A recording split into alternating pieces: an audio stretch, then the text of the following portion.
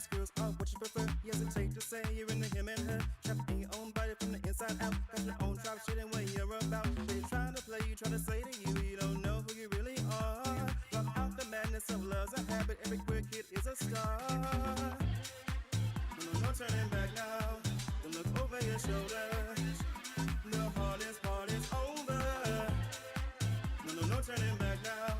One foot in front of the other. It feels so good when you let love take over.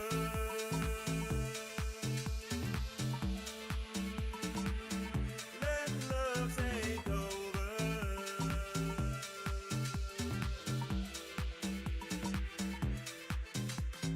Daddy not call you by your name, disrespect it now, they do the same. If one of us is bound, none of us are free. Equality's not destiny. No turning back now. Don't look over your shoulder. The hardest part is over. No turning back now. One foot in front of the other. It feels so good when you let love take over.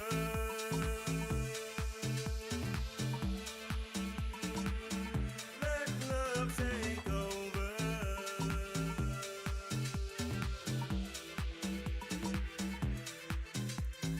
Do it, baby, strut on now. Do it, baby, strut on now. Do it, baby, strut on now. Do it, baby, strut on now. Do it, baby, strut on now. Now do it, baby, strut on now.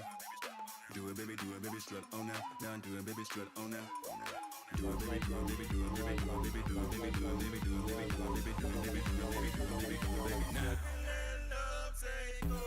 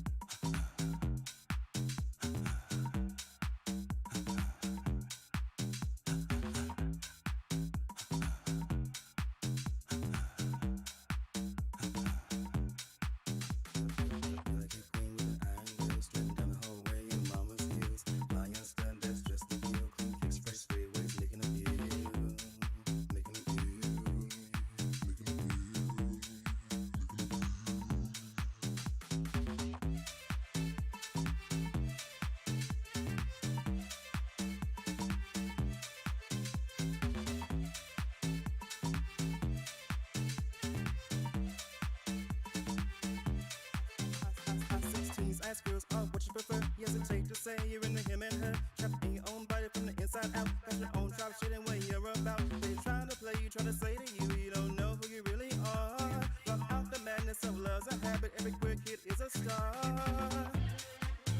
No turning back now. Don't look over your shoulder. The hardest part is over. No turning back now. One foot in front of the other. It feels so good when you let love take over.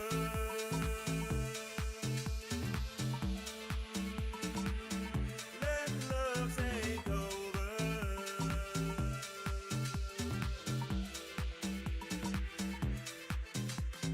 Daddy not call you by your name, disrespect it now, they do the same. If one of us is bound, none of us are free. Equality's not destiny. No turning back now. Don't look over your shoulder. The hardest part is over. No turning back now. One foot in front of the other. It feels so good when you let love take over.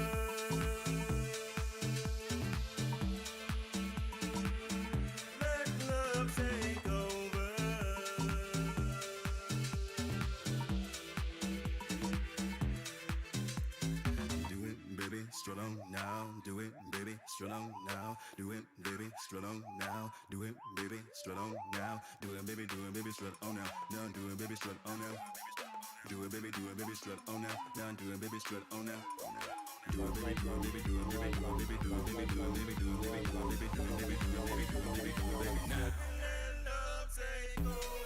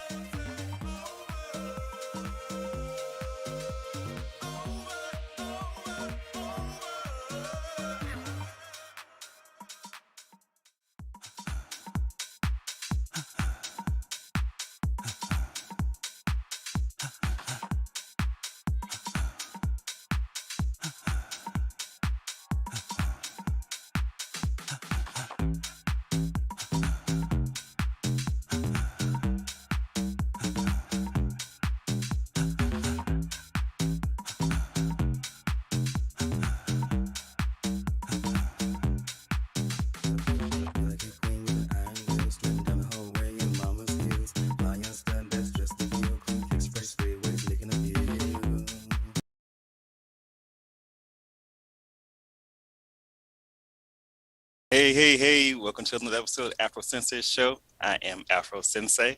If you don't know me, I am a independent musician based from Alexandria, Louisiana. That's about 4 hours, not 4 miles, 4 hours north of New Orleans. So welcome. If you're in the chat, hopefully more people will join the chat soon. Please share. Either on Twitch or on Facebook, because we're live on both. So a little bit about me, what I've been up to this week, besides just the day job. I've been actually planning another video shoot for my next single. Next single actually be a collaboration with an artist I collaborated with before, an artist I featured on here before, my very first interview guest, Night the Vamp. It'll be a song called Supercalifragilistic, which is, yes, a twist on Mary Poppins, with, different flair to it. So we'll be shooting that video next Saturday, again, in the house, literally. A strong 70s theme. Definitely, lots of patterns and glitter and, disco-y and all those fancy things. I actually got the title from a GQ interview I was reading with Michael B. Jordan. The interviewer described his dress sense, his fashion sense is supercalifragilistic. So that's where that came from, just FYI. So yeah, we'll be shooting that video next Saturday. And then also got some good news this week. As far as, well, first and foremost, I forgot where my manners. This month is Pride Month, so happy Pride to each and every one of you studs, switch hitters, queens and femmes, and non-binaries and trans folks. So happy Pride. But speaking of Pride, usually in my city, at least for the past 5-6 years, we've had a Pride festival here. But we haven't had one. Didn't have one last year, obviously, because of COVID, and didn't have one this year. But the local youth organization UBU is hosting a live stream Pride. And you can look them up on Facebook. UBU, I think UBU Sinla is their name, because Central Louisiana is how we usually combine those two parts together. But UBU Sinla is hosting a live stream, and they'll be playing both videos from local LGBTQ artists, including one of mine, and also they'll be showing live stream performances as well. So if you want to support local, or my local anyway, Alexandria, that'll be on June the 12th, I believe. So next Saturday. So yeah, that's going on that Saturday. So there's, well, I guess we can get into a little bit of TV before we get to our first video. Got a lot of good videos tonight from different artists. We got videos from Dragon Sisters, who just put out their video for Vibe. We got videos from David Hernandez, a really good video from him for a song called I Love You. Some from Jaylee Wolf, Fresh Hit Ice, Roni X, and we also got one Supreme BG as well. So good lineup tonight. And Daily Voodoo that's another one. I say it like that, but Daily Voodoo is another one we have tonight. But I guess we can continue my pose recaps of the episodes of this season because Sunday, now it's time to say goodbye. I don't know why I never watched Mickey Mouse Club. I don't know why I sang that, but it fits. But yeah, so one episode left. Then it's a wrap. My thoughts on the last couple of episodes. To me, compared to the initial four, not the strongest. Oh, good, but not as strong, not as compelling as the ones about Billy. Well, not Billy, about Pray Tell, and him confronting his addiction and learning he's only has a little bit of time left, and Electra's sort of origin story. They weren't quite as powerful as those to me. But they did it. They were great in the big rom-com wedding sense of it. They really sold the fantasy of Angel getting married and all the trans women in their wedding gowns and sort of living through her, but also enjoying themselves and the whole everybody singing "I Swear." It could have been real super cheesy, and some folks don't like it because I've been chatting with some folks online. They weren't fans of it, but to me it really hit, and they really went all in for it, and it really felt genuine. But that said, I do feel like this season would have been better had they given us 10 episodes like they did in season 2 instead of 7 episodes like they have, because I think things feel, even though the episodes are longer, because I think Sunday's episode was about an hour and a half, I believe. The episodes are longer, but things still feel crammed to me, because they have to get everything in 7 episodes. If they had 10, they could really stretch it out. They could stretch it out to the point where, they could dig into Poppy's prize baby, come out of nowhere. They could have dropped more crumbs earlier on because they would have had more time, and especially with somebody like Lulu. Lulu's never been like a big character in the show as far as getting as much screen time as Blanca or Electra, but she has been there since the first season, and I feel like she's kind of gotten the short end of the stick as far as her story goes, because she had a whole addiction arc like Pray Tell's character did, but really other than the first episode with her and Angel getting high and whatever, we really didn't get to see much of it other than she called Electra in one episode, and that was it. And then this episode she's clean now, and then she broke up with her man Jerome, and kicked him out, which, okay, good for you, girl, but I mean I can't really go with you emotionally because I hadn't seen none of it. We haven't really seen what she's been going through because they've had to focus on certain things in order to get everything together for the last episode. So I think it suffered in that way. It does feel rushed to me. That's the downside of it. But the upside of it, I would say those first four episodes really, I think to me, those are some of the best in the series, especially with Pray Tell's subject matter. But yeah. So I mean, as far as predictions for the finale, judging from the scenes they showed, I don't think Pray Tell's going to make it. Like I said earlier in the early episode, I think what happening is they'll show him, of course, being strong to the end, but also the hospital scene. So I feel like he will pass, and they'll show have an epilogue where they kind of show what happens to everybody, and they'll show how they sort of pay homage to him, maybe with the AIDS quilt, because there's one scene where they're kind of consoling Ricky. So I just it ain't looking good. It ain't looking good. But that's part of what makes Posey great. So they can have these sort of really sort of very special episode-esque for my 90s kids type of episodes and sort of dialogue, and go for the big sort of sweet sacred moments, but they can also have those moments that really cut and really are very harsh and kind of dark and realistic as well. So it's that grittiness and the glamour that's always been what Pose is about. So if he does pass, it hurt, but it wouldn't be surprising because the show has already sort of set that up. So yeah. Oh yes, he did. Yeah. Billy Porter did come out recently as HIV positive. Yeah, I would encourage everybody to go to his Instagram page. He's posted clips from his interview with Tamron Hall that were really great. Really, very touching, just describing the story and how it, really impacted his relationship with his mother, because he didn't tell his mother either until he told all of us, really.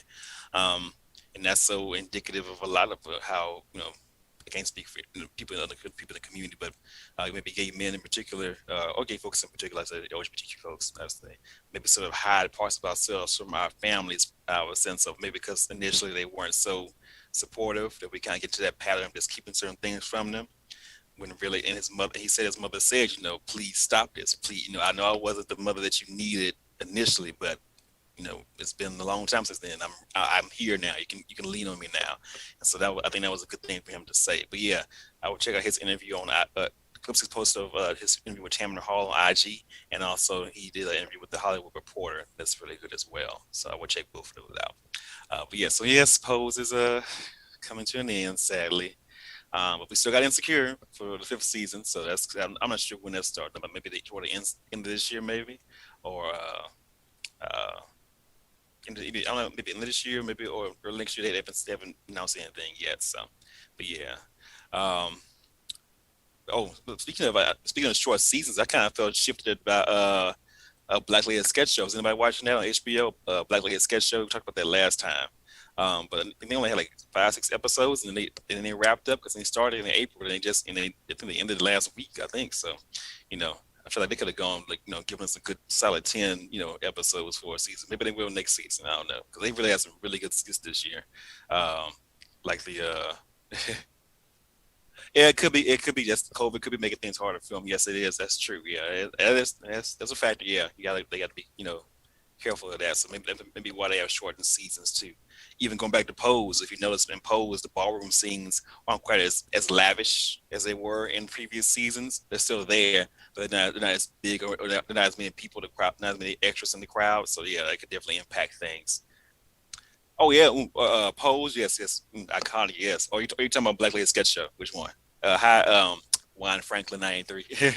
But I think COVID is definitely impacting productions, and then that may impact why the seasons are shorter now. So yes, definitely that, very much that, to quote Monique Hart. We'll get back to Pose in a minute. If you're in the chat, please share the live. Check your friends so we can get a nice conversation going in the chat room, a nice Kiki, if you will. So the first video we get into is my latest video. Played this last time, but we'll play it again because it's just as good. This is a video I did for my current single, B-Side Blues. So let's get into that right now. This is my video for B-Side Blues.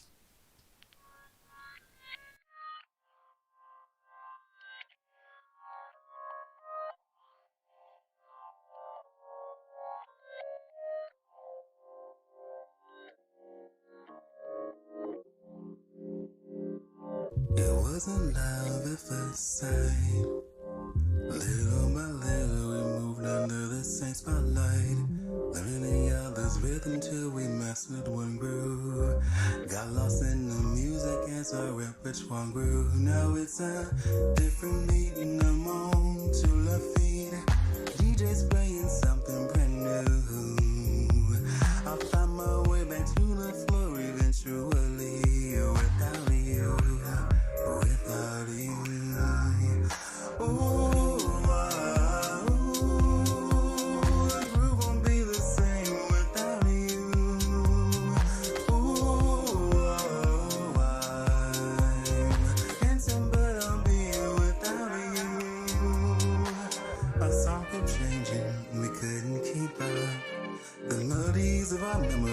Just weren't enough. Trying to learn a new tune, it didn't make the cut.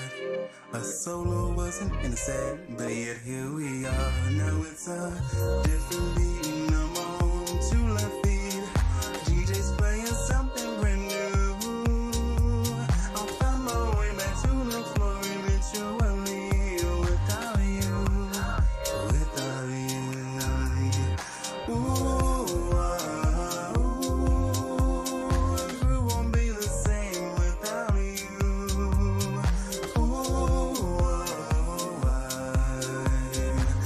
But I'll be here without you.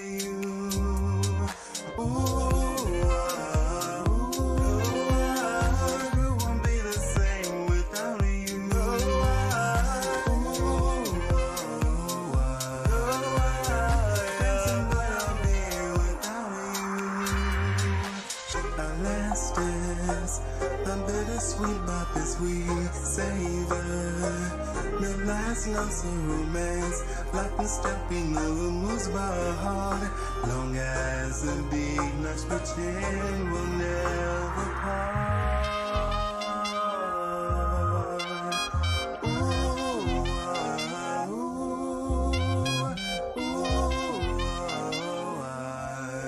I'm dancing, but I'm being without you.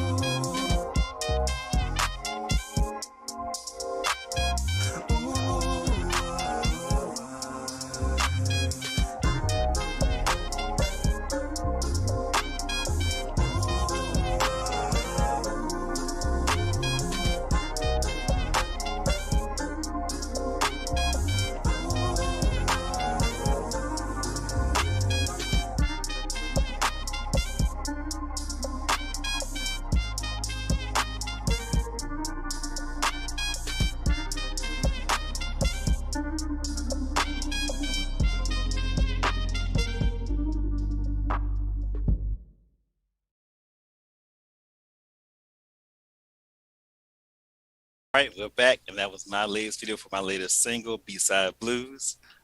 Really happy with how that one came out, you know, with the whole gold theme and the whole gold background. You know, it made one corner of the room look really expensive, like build a word. Like I said, that's out now on all the streaming platforms. Remix is out now as well on all the streaming platforms. Actually, just a little more tea on the latest video, on the upcoming video. That one will sort of be in the whole sort of gold and black sort of theme as well, but with a slight twist. So, you know, drop some little crumbs to this, or spill a little tea, whichever, you know, food or drink beverage you want to use.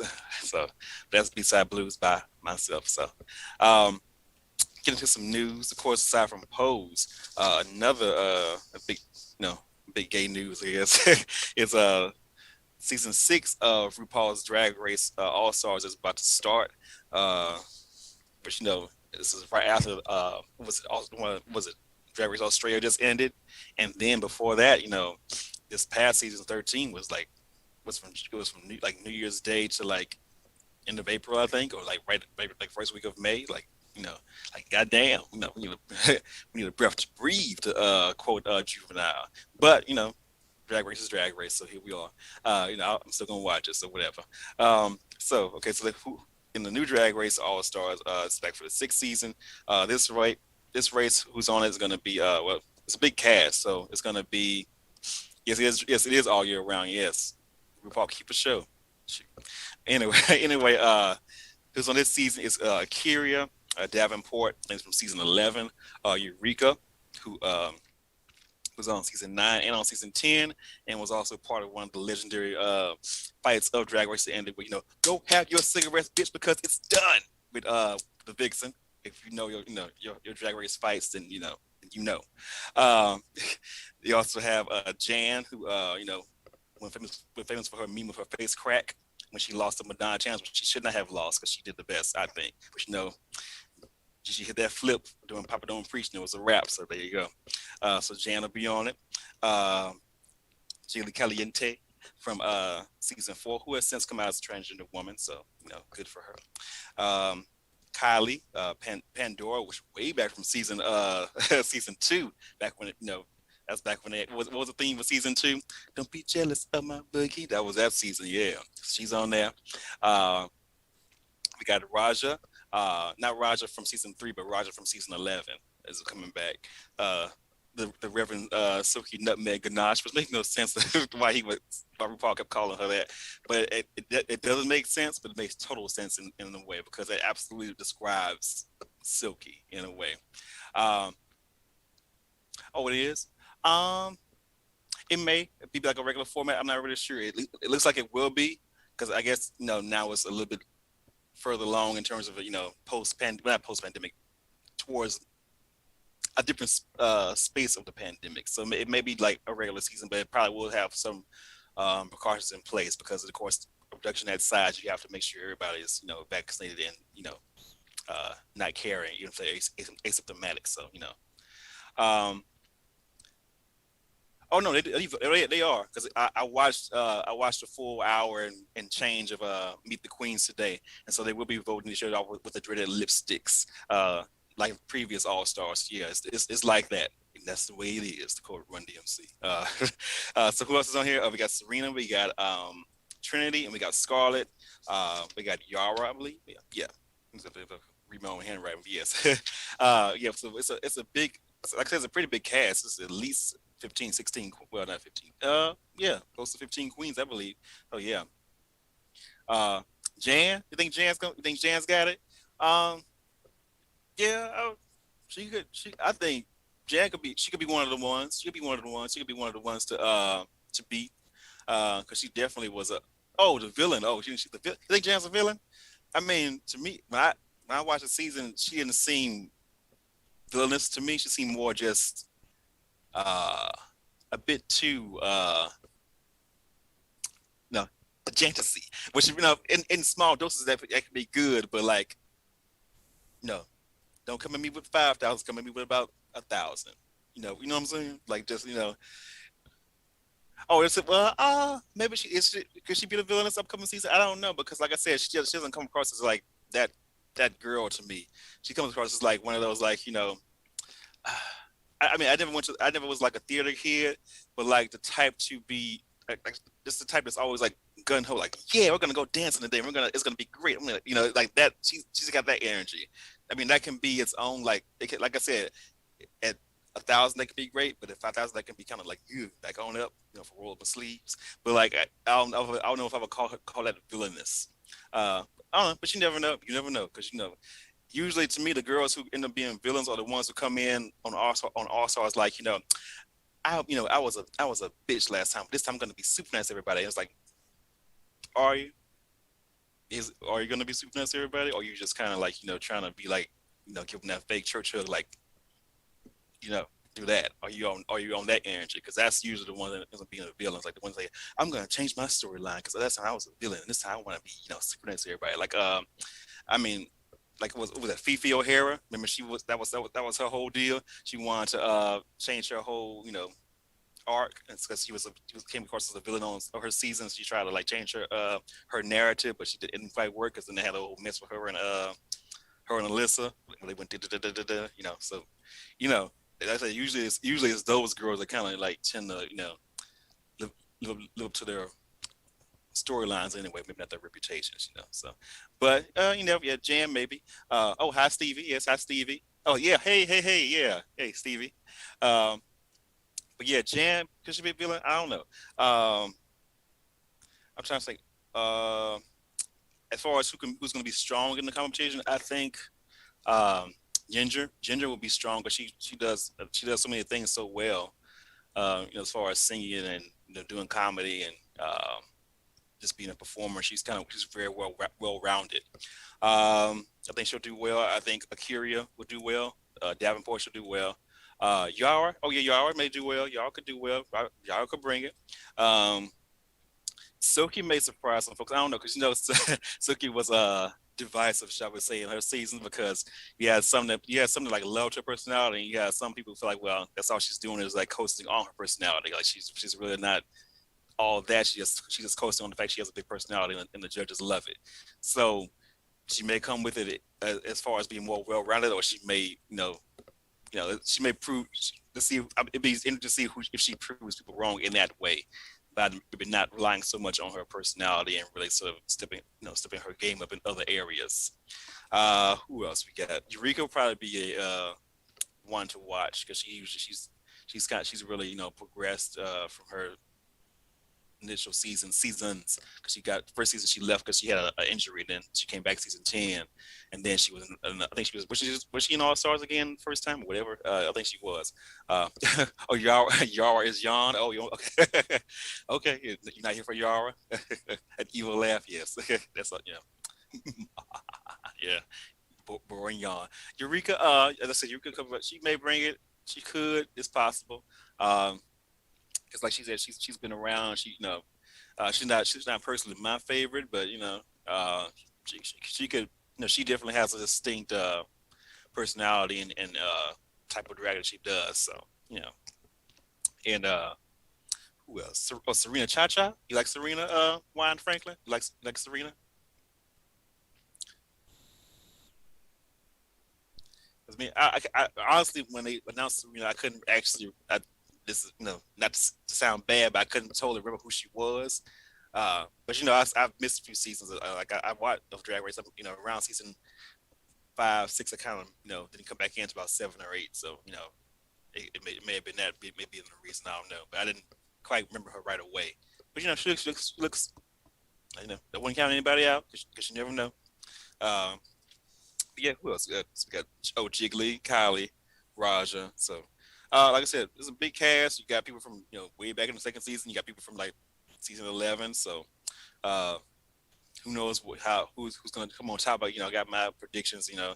But we have to wait and see when it starts. When does it start? Let's see. Oh, June 24th with back-to-back episodes. So yeah, we'll be getting our dose of drag race on June 24th. So. Kylie's gonna be top 5. I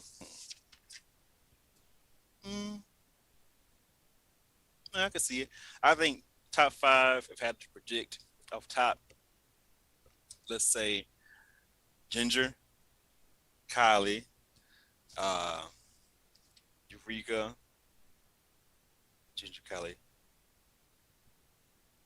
Eureka, maybe Akira, and then possibly Jan. Maybe. I can see that being in the top 5, possibly. Or it was usually the top 4, isn't it? But the top 5, whatever. So yeah, I think that'll be a top 5 as far as Drag Race goes. But we'll see how main thing is the main thing is who's gonna bomb a snatch game, or who's gonna do well in snatch game. That's usually the one that separates the drag queens from the boys wearing a dress, to quote Tu Wong Fu. I'm just saying, because for every Bob drag queens, Carol Channing and Uzo Aduba, there's a whatever what the fuck Utica was doing with Bob Ross. I don't know what that was. Head full of squirrels, spray painting the blankets, paper and shit. Like, girl, what? What are we watching? What is that? What was that? And she thought she did great too. That's what tripped me out. It would what tripped me out about Utica. Just a quick tangent about Utica when we get to our next video. Whatever, usually when the queens do bad, or they're preparing for a challenge or something, and Michelle Visage or whoever was like, you need to work on this, you need to work on that, and they'll be like, oh, okay, or they'll either get paranoid about it, or they'll kind of take the advice and really go with it. But Utica will be like, well, I know what I'm doing. I just feel like so excited about what's going to happen. I know it's going to be great, and then it would be trash. But even if it was trash, she just was like, thought she did great. Or when she had the lip sync, usually people say, they have lip sync for their life. They're like, oh, I was so terrified. I was so scared. I felt terrible about myself. But Utica was like, I'm so energized and alive. Like, girl, what? Where are you coming from with your life? I mean, Jesus. But anyway, yeah, I mean, just because sometimes there's drag queens on there they're weird, and they're like a little bit weird and a little bit quirky, and they play it up a little bit. But with Utica, it was like, no, you really like to the left. I mean, you really like over there with it. That left, far left. Yeah. But anyway, oh yes, Timmy Brown. Yes, Timmy Brown. Yeah, yeah. Teleport us to Mars, Teletubby. Yeah, that's yes. Them two together. That's a show. That's a podcast. Them two, do it. Anyway, all right. Get to our next video. Our next video is I was coming across on IG. Like I said, great page is LGBT Underground and also Yo LGBT Raps, but those two pages. This is an artist, Dolly Voodoo. And this video is for Caprio. So let's get into that now. This is Dolly Voodoo featuring One Yance, and this is Caprio.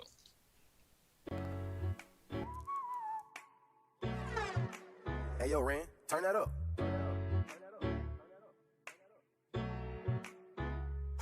Been all week, you don't see. Money, honey, got me kicking. I still Christian with my feet. She give water like a creek. She want me to save her, but I'm not a hero. I might call these niggas Leo, cause they Caprio. Keep throwing Frank lungs. She just want romance in my bands. Gonna dance on it. Bet like she revenge. Yeah, I ain't planning all this money in my hand. And what's your plans on? Shawty never treat me like them guys. I'm that man, huh? Baby, I'm just sliding through your city in a new AMG. Hey, baby, gonna take it all off of me. Baby, when I touch down in your city, calling on me. Hey, baby, gonna take it all off of me. Take it off of me. She just wanna see me naked. She don't know that I'm not taking, and I hope that she not flaking off. I keep that stick like I'm racing. It stay next to me, us Jason. We don't fuck the house, they baking off. My bitch stay in line, stay in sync, but the pecan stay with me. Most of these niggas reaching y'all, and we don't focus cause we never fold. Like 17, it ain't a minor. I'ma hit you with this shotty, but I'm behind it up. Hey, free the real twin, he said he picking dopes. To get like me with this cheese, you gotta work like Been all week, you don't see. Money, honey, got me kicking. I still Christian with my feet. She give water like a creek. She want me to save her, but I'm not a hero. I might call these niggas Leo, cause they Caprio. Keep throwing Frank lungs. She just want romance in my bands. Gonna dance on it. Bet like she revenge. Yeah, I ain't planning all this money in my hand. And what's your plans on? Shawty never treat me like them guys. I'm that man, huh? Baby, I'm just sliding through your city in a new AMG. Hey, baby, gonna take it all off of me. Baby, when I touch down in your city, calling on me. Hey, baby, gonna take it all off of me. I am not your man, be your man, but take your pants off. Even though I bought a rub, I still plan to go in raw. Even though I fuck nobody fucking with me.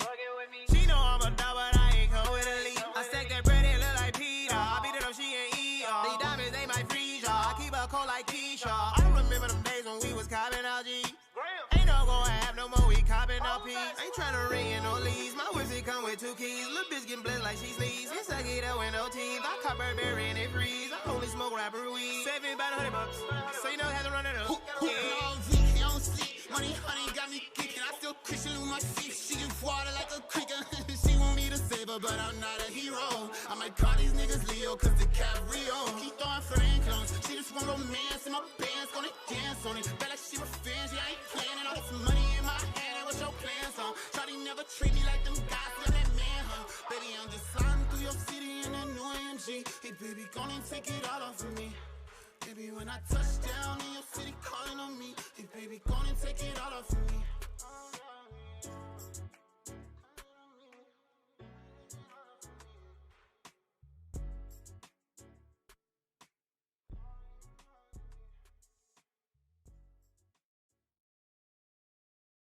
And that was Dolly Voodoo featuring One Yance with Caprio. Really great video, very bright colors and the weight is, very vibrant. Kind of mix of like a little bit of trap pop with like kind of to me a little bit of Afrobeat influence maybe. But you can look him up on IG. You can follow him on there as well. Quick thing, few facts about him. He's actually based in Dallas. Released an EP last year called "Don't Bug Me," which is a great title. His current single, not this single, but current single called "Aesthetic" is available on the streaming platforms. Another single from him I really like was called "Rainwater." It's a few years old, but it's a really good single, good video as well. If you want to look that up on YouTube. Again, that's Dolly Voodoo. Now it's featuring One Yance with a Caprio. So I guess it's a low key combination of like Capricorn and Scorpio together. Maybe I don't know. Kind of like a Outcast with a Aquemini for my '90s rap heads. Maybe so. But yeah, just to answer Stevie's question, it's fine. You never watched the full episode of Drag Race. You know, you still family. You know, it's all right. You know, you cool. So, but yeah. Oh well, I guess a few have been perusing Facebook this week or on social media this week. You know, you may have come across the great bonnet debate that was started by commented on by Monique.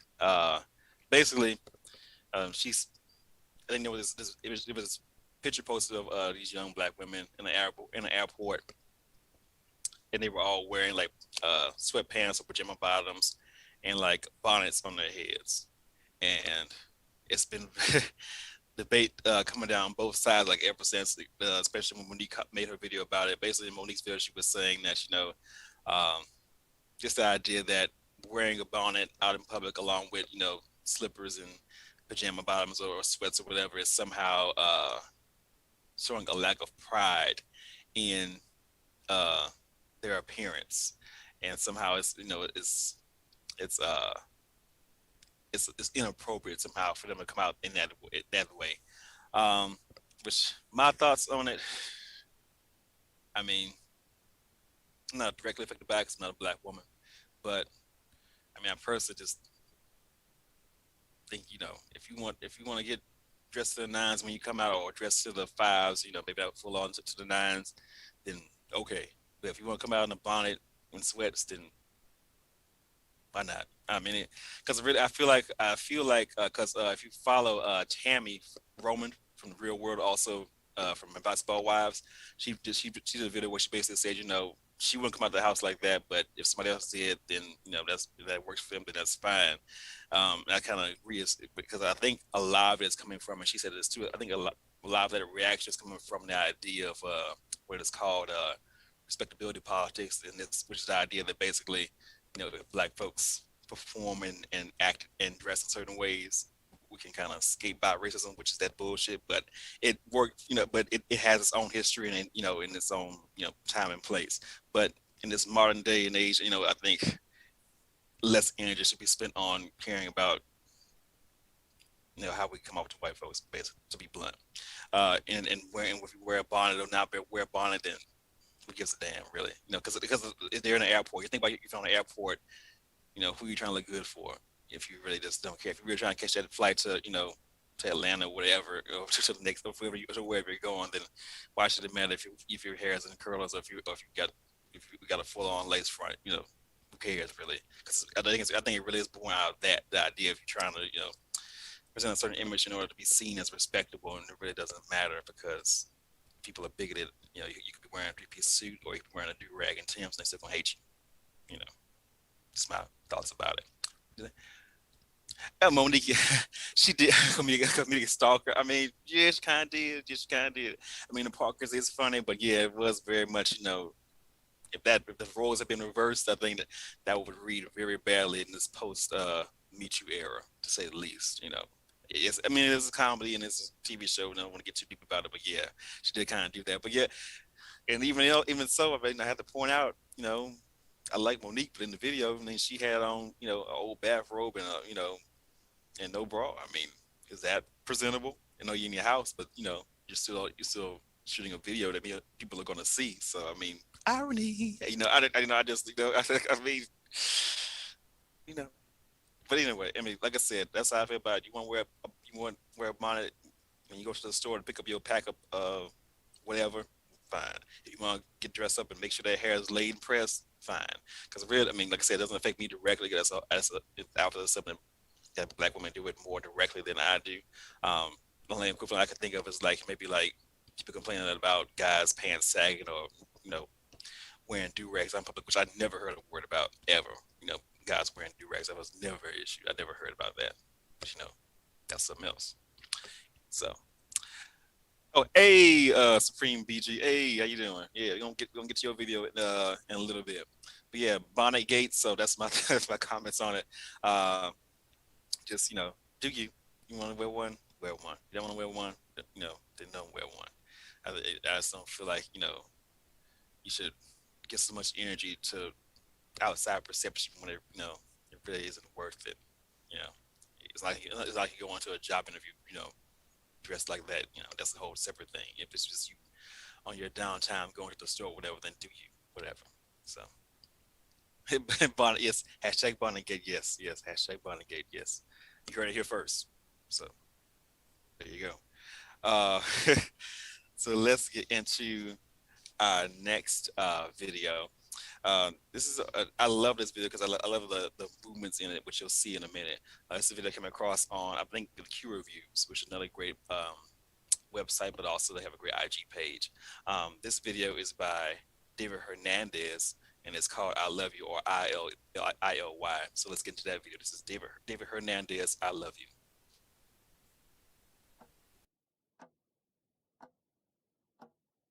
So, how are we this week? I'm crazy, I change my mind, I go back and forth, up and down all of the time. I can be selfish, sometimes I'm cruel. The world breaks me down, I block you out, then run back to you. But if there was anything I could tell you, I wouldn't be who I am if it weren't for you. Take my hand, please forgive me. And don't give up when it's not easy, baby. I love you, I love you, I love you. I swear it's not true. We're lying in bed, got my hands on your head. Please say you know. I love you, I love you, I love you. I swear it's not true. Oh, I could spend a lifetime just trying to prove it to you.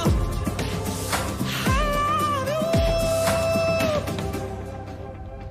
So amazing, every pain that we've been through. You stood by me, I stood by you. And baby, we never moved. Baby, we never moved. Baby, we never moved. So if there was anything I could tell you, I would be who I am if it weren't for you. I know it's hard, please forgive me.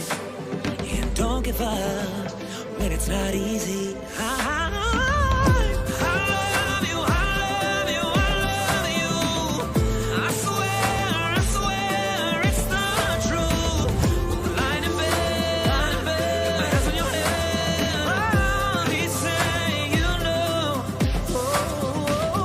I love you, I love you, I love you. I swear it's not true. Oh, I would spend a lifetime just trying to prove it to you.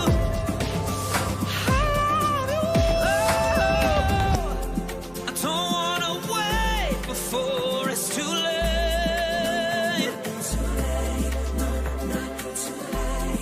Regret the words I never say.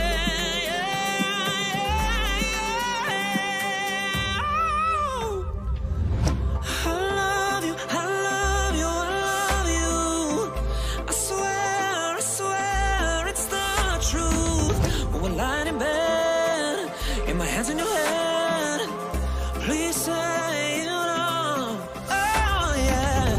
I love you, I love you, I love you. I swear it's the truth. Oh, I could spend a lifetime just trying to prove it to you. I love you, I love you, I swear it's the truth. When we're lying in bed, in my hands in your head, yeah. Please say you know. Oh yeah. I love you, I love you, I love you. I swear it's the truth. Oh, I could spend a lifetime just trying to prove it to you. I love you.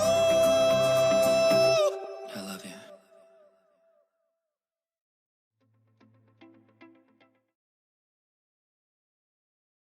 Is what I love you. It's a very creative video. Just the movements alone. I love the way they kind of incorporated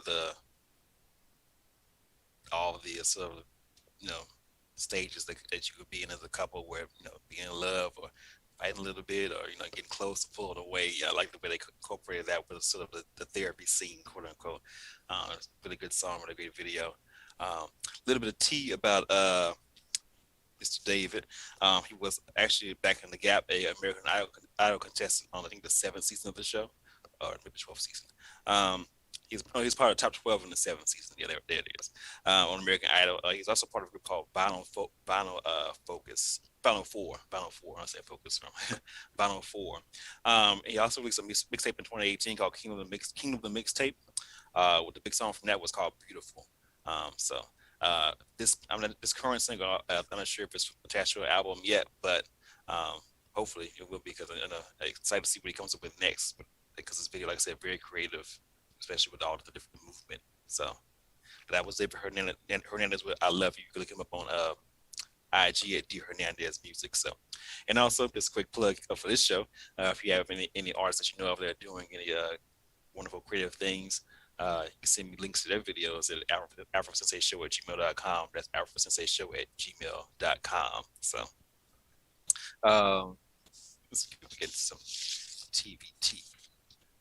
It's very emotional song. It's definitely, and it, like I said, the movement really complements that too. So yeah, definitely in the feel of separate tracks. So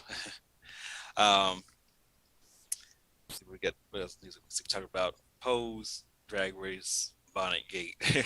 What else is going on?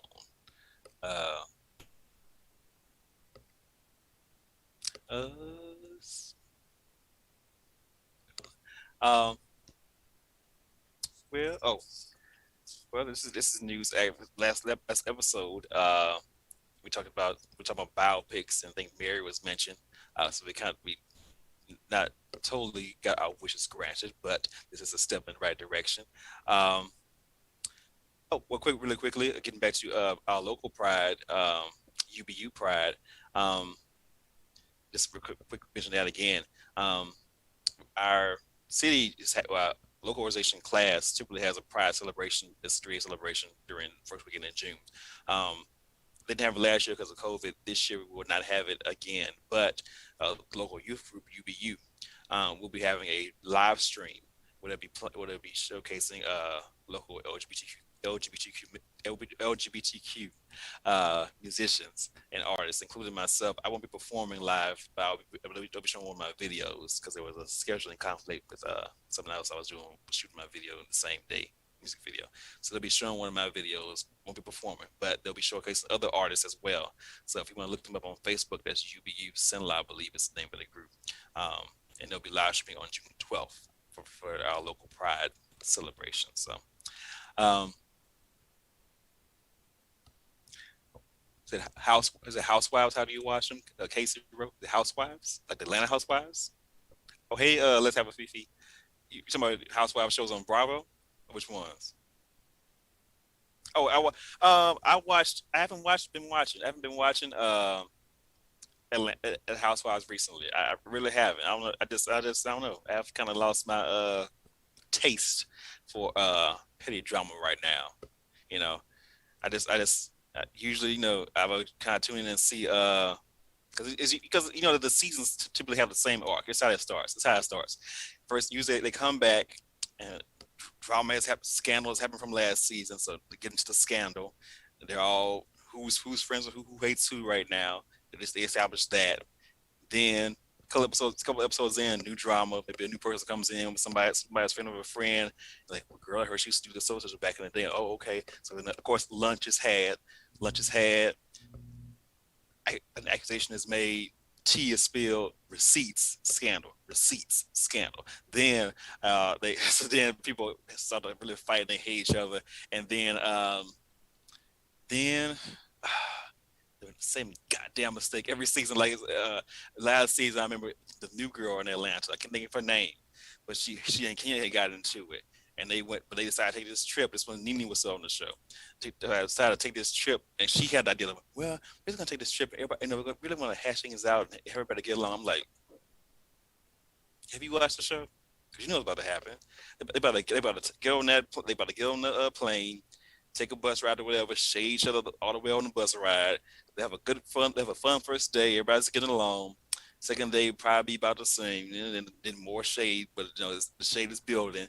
Then here comes the dinner, and when the wine comes, the shade comes. Shade turns to reading. Reading turns to insults. Insults turn to yelling. Next thing you know, it's like boop, boop, boop, boop, boop, boop, boop, boop, boop, boop, bitch, drink drone, whatever else, breaking people up, fighting, screaming, yelling, scandal, receipts. Then it's the end of the season. Then you say the rest of that shit for the reunion, to where people can get their reads off and people can get their new memes going, like, we see each other, or that's one, or like I said what I said, or what Phaedra said at the time. Now check that. She rehearsed that mess out that. She rehearsed the shit out of that read because that's not Phaedra's strength. I would have to say she's more like a pick your argument apart type of girl more than a read you for filth girl. That's my 2 cents. I'm just saying. Oh yeah, Close Your Legs, Married Men. That's another one. Yeah, that's classic. That's a classic. Yes. I mean, as a formula, that's what it is. Drop a rehash drummer from last season to recap. It's like they kind of sprinkle in some new folks here and there, friends of friends or whoever, maybe a new castmate, or whatever. Then the shade builds. There's usually like a fight here and there, some type of rift between 2 of the main folks because they don't get along. They ain't bitches for whatever reason. Then the trip starts off fun, then devolves into like a big old mess of like shade and wine and tears and long sighs, and then they go to the reunion, break that shit up, and they play it back. Then they fight back and forth, and they get off their new rehearsed reads and means. Not all of them rehearsed. I feel like if I had to guess, she's not on the show anymore. Nene and Ken go off the dome with the reads. Phaedra rehearsed read. Candy off the dome, but not quite as well. Cynthia maybe rehearsed, but also she can get off some every now and then. Eva, freestyle. That's that quick read. That's that Eva got the reading skills. Yes. So, but yeah, I haven't been watching it. I don't know. I haven't been at the taste for it for the time being. Maybe I'll catch up on it. I really haven't heard anything about it because usually it's something that the only thing I've heard about it is Phaedra, and she was dating her friend's husband. She was dating her friend's now ex-husband. Now they get married, and it's like and then she tried to say, well, they've already broken up, and and then the girl was saying they really wasn't friends like that, and I don't know, Oh, like TikTok. Yeah. Oh yeah. You can make a house mix out of a few of those. Like like I said what I said.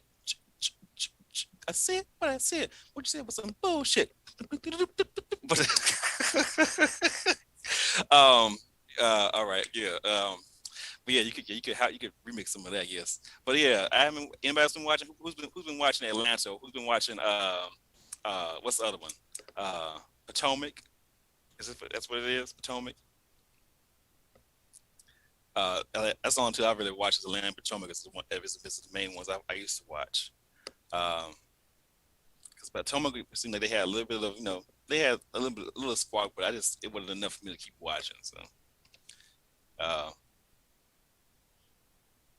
but yeah, if y'all watching Atlanta or any of the Housewives shows, report back in the comments. What has been happening this season besides Phaedra? Because I've been watching anything else. We're not Phaedra. Besides Portia, sorry. That's the only thing I've heard about is Portia and that whole husband drama. So.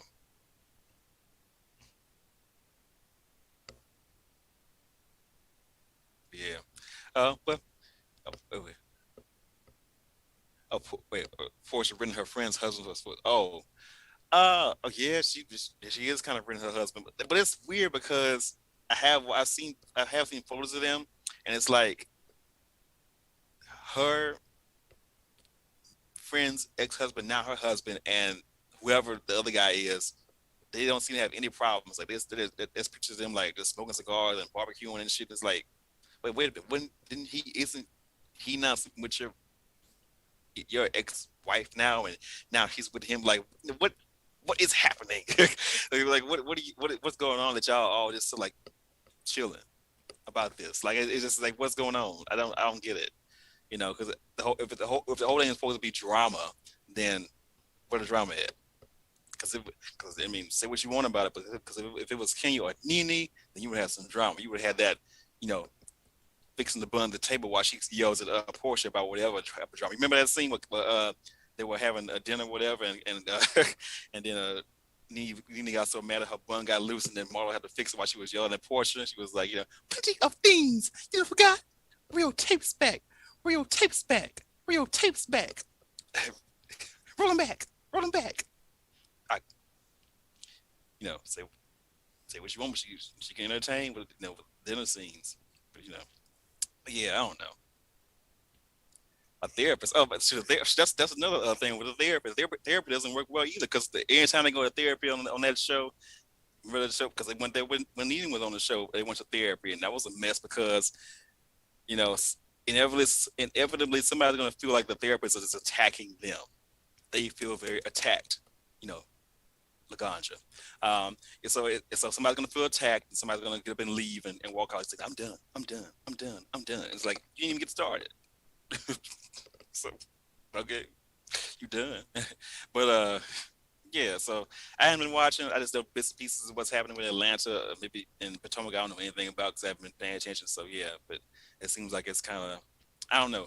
They're gonna have to really like reinvent the wheel a bit to maybe to get me a tune back in. I don't know, maybe I'm just kind of bored with it right now. So, but anywho, get into our next video after that tangent. Our next video is from an artist. There's a very strong visual artist. This video is, you know, very incredible. So this next artist is Jaylee Wolf with Hush. So let's get into the next video right now. This is Jaylee Wolf with Hush.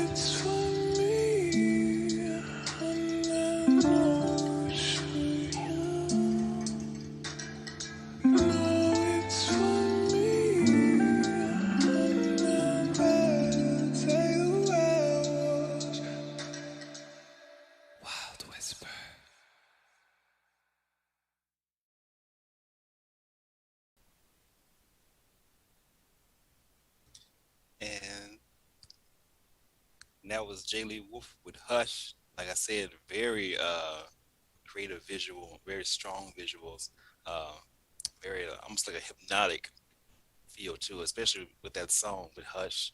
Um, that's sort of like I mean, it's like kind of alternative R&B, but also a little bit of like um, the kind of dark pop sound to it. But I would encourage you to look her up, Jaylee Wolf, on IG because she has a very interesting backstory. She's based in Toronto. Um, she was also raised in like sort of like a religious type of cult. She had to leave to really kind of blossom as an individual and as an artist. She has an EP currently, Wild Whisper. Um, and I think it's either coming out or it's already released. But yeah, I would look her up on IG at Jaylee Wolf. Very interesting backstory, very creative, individual. So yeah, that was Jaylee Wolf with Hush. Portishead vibes. Okay, yeah, okay. That's one band. It's certain bands that I feel like I have to go back and get into. Portishead seems to be one. Maybe Radiohead is another one. Is one I feel like I have to play catch up with. Possibly J. Cole, but I don't know. Yeah. It's another one. It's like 6 albums deep. But we gotta like go back and like work through the catalog with. Portishead and Radiohead would definitely be one. Maybe Nine Inch Nails too. So, but yeah, some homework. But then, what's everybody else watching? Somebody mentioned Housewives. Somebody mentioned what show was that? Has anybody watched Them on Amazon? I haven't watched it because I'm kind of filled to the brim with horror imagery after Lovecraft Country. I haven't watched Them though. Oh, did anybody watch? Anybody seen Cruella? I heard that was good. I haven't watched it yet, but I'm going to. Is it on Amazon? Or is it only in the theater? Cruella, because I know A Quiet Place 2 is only in the theater right now. So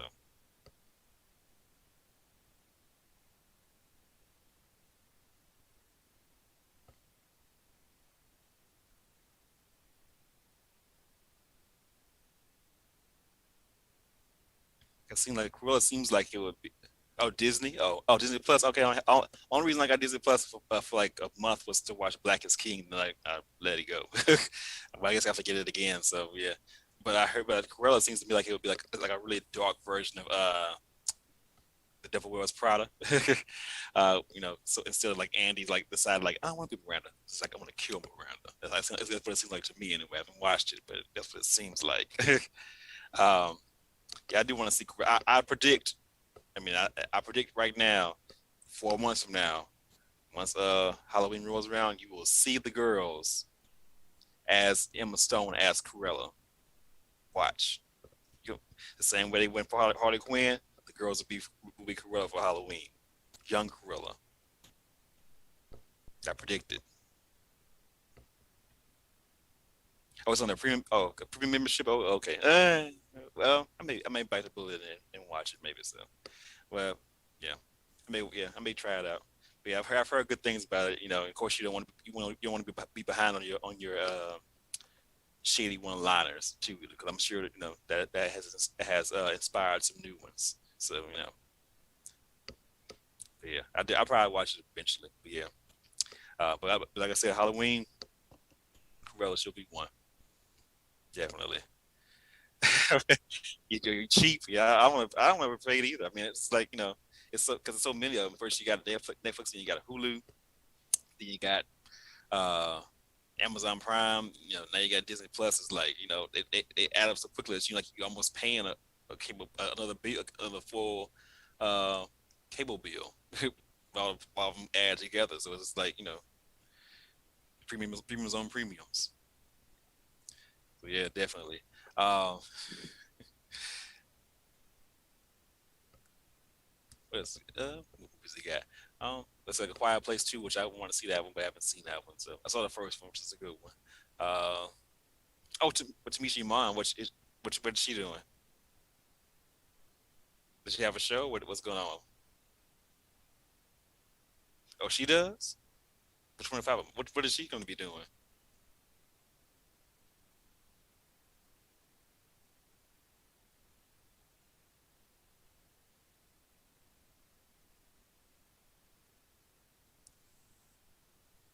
Oh, yeah. I was like, what? 25 a month? What are you gonna be doing for 25 a month? I mean, that's a lot. I mean, I like her, but I mean, 25 a month to stream? What you gonna be streaming? Like, I mean, it'd be a hell of a show for 25 a month.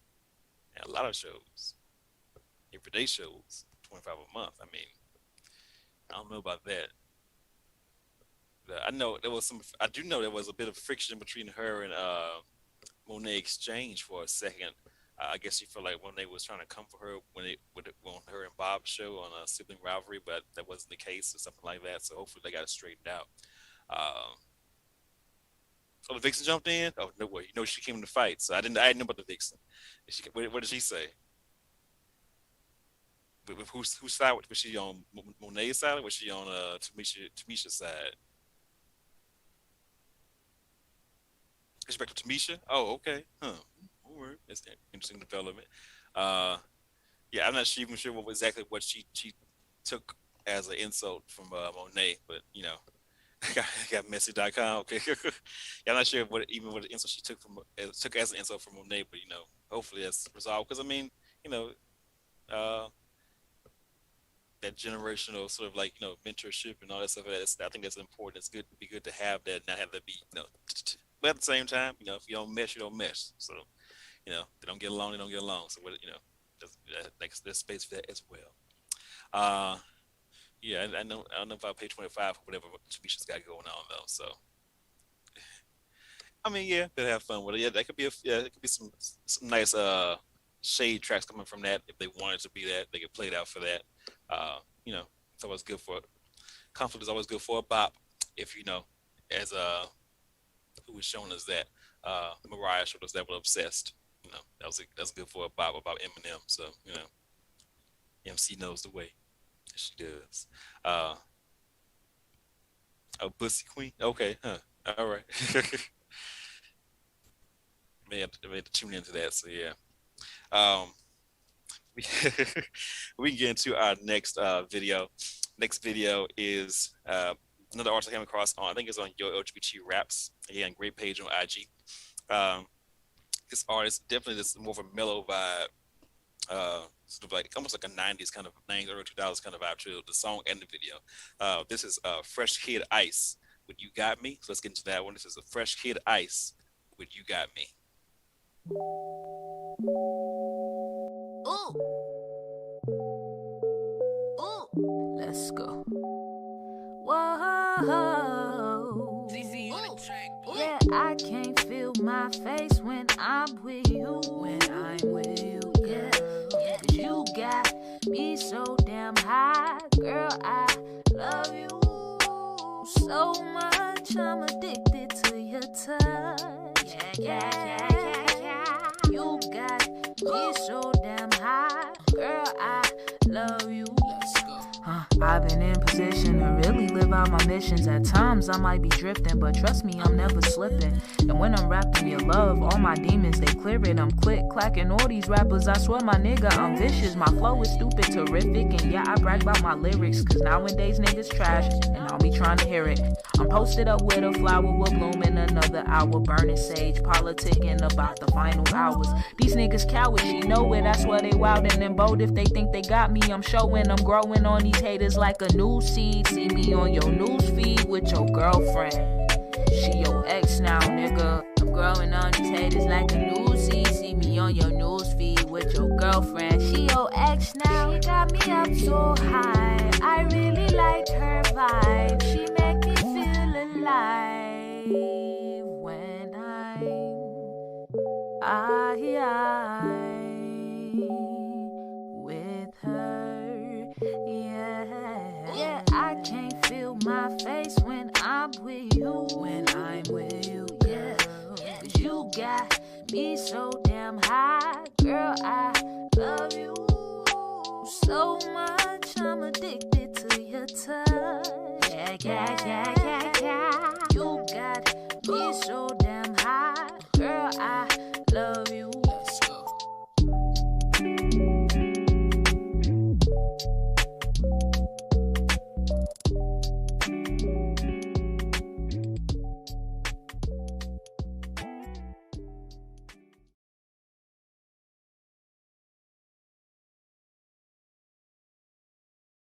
Shout out to this cameraman though.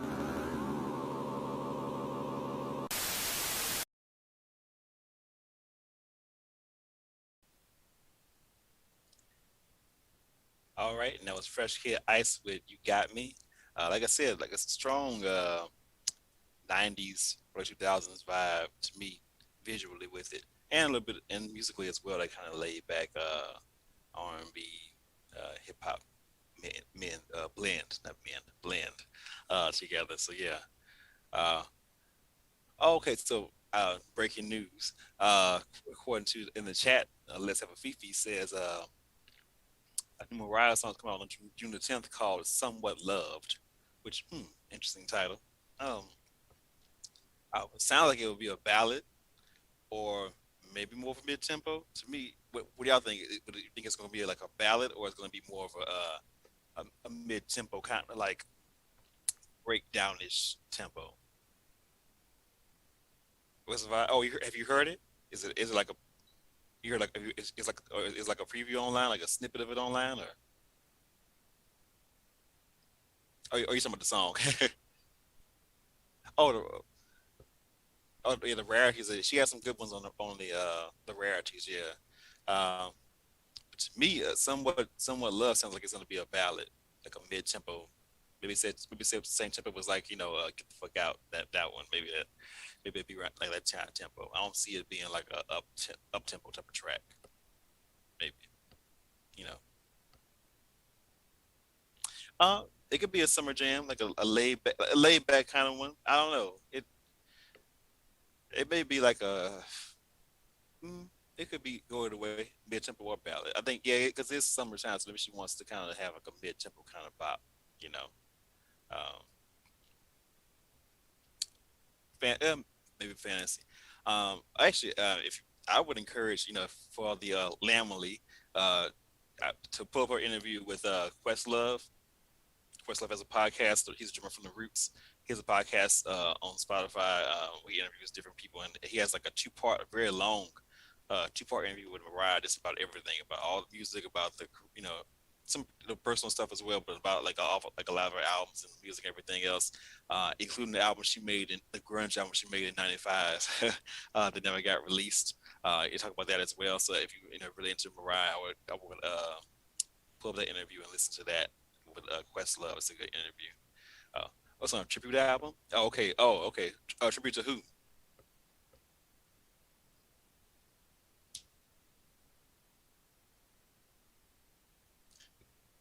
Like no, it ain't J Lo. Yeah, I don't know her. Yeah, no, it ain't. No, it ain't a J Lo tribute. Um, okay. um, but speaking of tributes, just music or arts news. Of course, they have the Kennedy Center Honors is coming up soon. So they're honoring was it Garth Brooks, Joan Baez, Dick Van Dyke, uh, and Debbie Allen, and somebody else. I left out one person. I can't think of the name. But that's those are some of the people that are honoring. Of course, happy for Debbie Allen. You know, she's done so much as far as choreography and acting and producing. She pretty much reinvented a different world from the top down. Because you look at the first season of that show, and the second season, it's like night and day. Uh, to Jimmy Jam. Okay, all right. Well, that makes okay. It may be more of a simple thing. Or if it's a Jimmy Jam tribute, then is Janet doing anything? Is she putting out a new track? I mean, it would make sense. Would it be Janet? Is there any new Janet track news?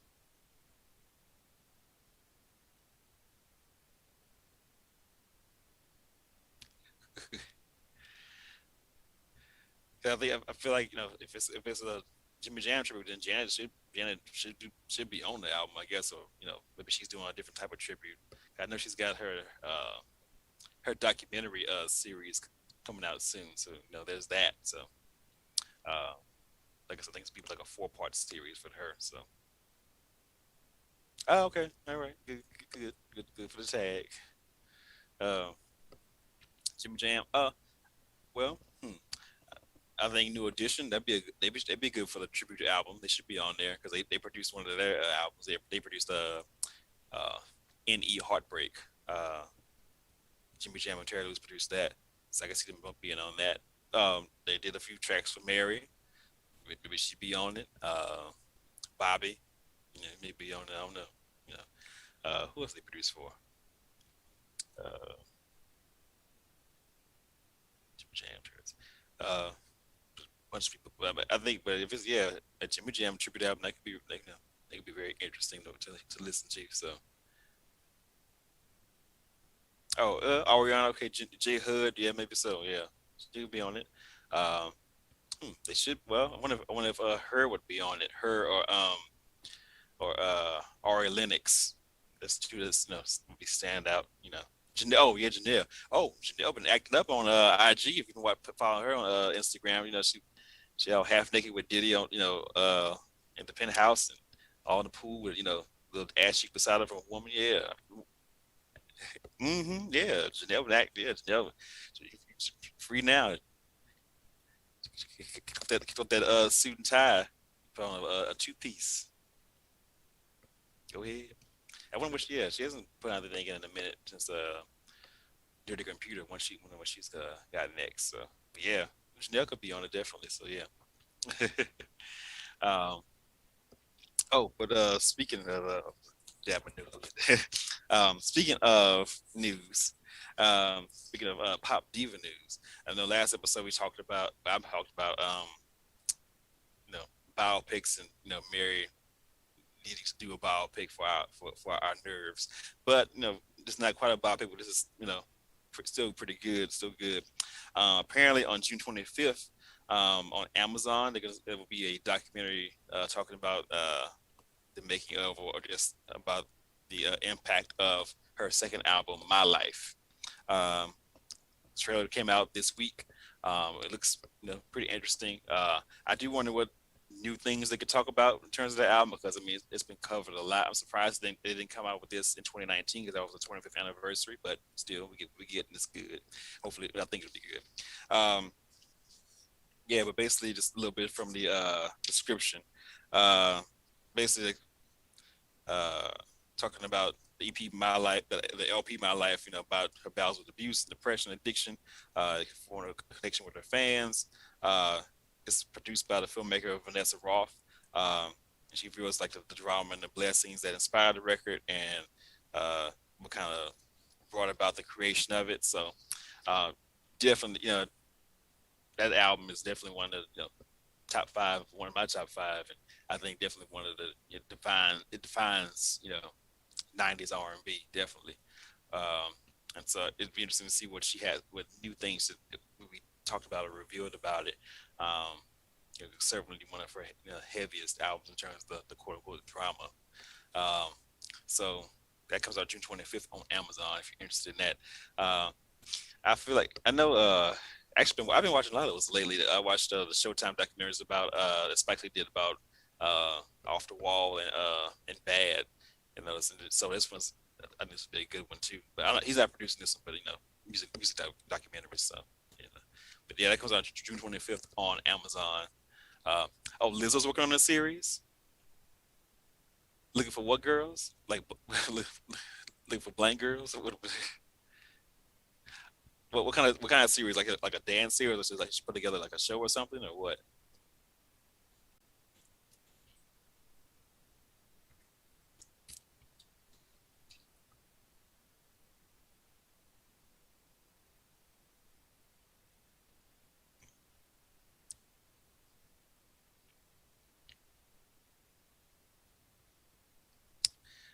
Well, I guess it's that type of show. I guess like a behind the scenes sort of show. I guess if she's working on something, that could be interesting. She's definitely entertaining. So Lizzo, but in other new and not surprising news, Powerpuff Girls reboot on CW has been canceled, which I am not surprised because who's going to watch? Why would anybody watch a live action show with grown young adult girls playing who were once animated superhero little girls?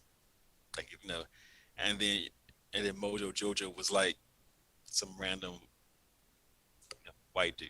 Like, she had been in any random dude, it still would have been terrible. Because I mean, like, it doesn't make sense. I can see why it was canceled because I mean, I think it was like maybe they aired one episode. I don't know. Maybe it was still developing, but it just was like it just wasn't a good idea. And so I'm glad they kind of killed it dead before it went further because it wouldn't make any sense. So yeah, that's gone. But in other reboot news, they are talking about a possible Smart Guy reboot. If you remember that show from the '90s with Taj Mowry and Jason Weaver and Essence Atkins and everybody and Omar Gooding. That they don't talk about doing a reboot of that, which I guess could be cute, but I mean, it doesn't really stand up. Yeah, all that reboot, yeah, it doesn't really stand up to me as far as stand out to me as far as shows in that era. I mean, it was okay, and Omar Gooding was fine, but more power to them if they try and do it, but yeah. But they are trying to. I did see something about the article. They were trying to reboot that. So yeah. When we got some more folks in the chat now, we were talking about Keenan and Kel doing it. Oh, okay. Well, that may work then, and I trust that they seem trustworthy. Original content. I mean, I'm sure there's original Gen Z cartoon stuff, but not really aware of it as much. I saw that article, and so. And that stood out to me because obviously that's from our childhood. So it could be original content from them, but it just depends on what it is. But yeah, that's happening. What else? I was saying earlier when I show started, we were talking about Pose. Then we got some more people in the chat. What does everybody think about Pose this final season? Because some folks think it's too rushed, and other folks think that it's some people like it and they really like it. Other people think that it's not as great as it could be, as far as Pose. Because what's everybody think about Pose and how it's sort of wrapping up?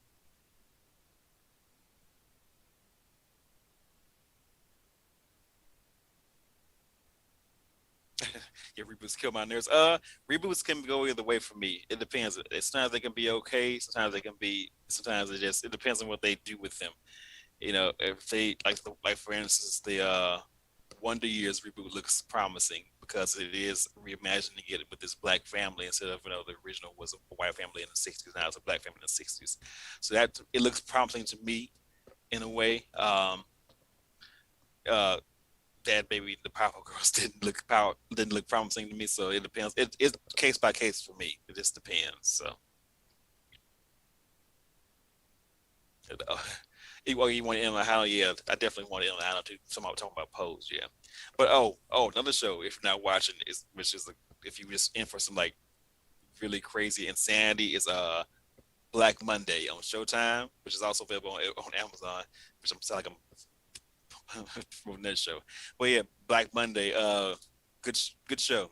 It starts off in like '87 about the crash, just the Black Monday. It's the name of the show. So it's about the great stock market crash of '87.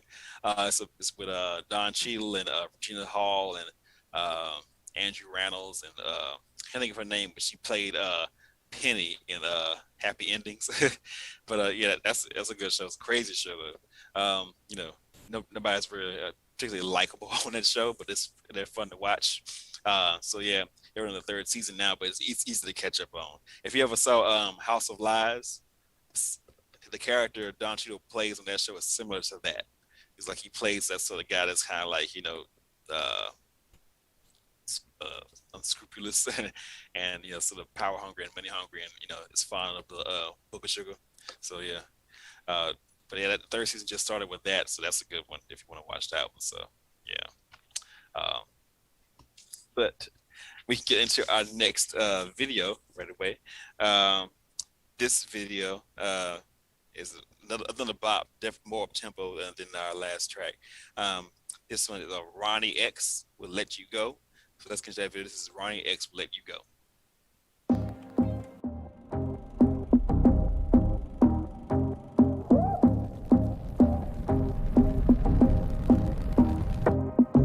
Why you let me go? Oh, I just wanna know, oh, can you stick around and be honest? Yeah, we fuss and fight, you know I'm the guy. I couldn't give you all that you wanted. Yeah, I made mistakes, but yeah, I broke some shit up. That don't give you right to go play me. Yo, I'm staying right here, I ain't going nowhere. You gon' have to stop and just face me. I thought I needed you. Everything about you wanna feel ya. Hey, feelings got deeper. I can understand, just wanna see ya. Don't know why you let me go. Why you let me go? Tell me why you let me go when I should let you go.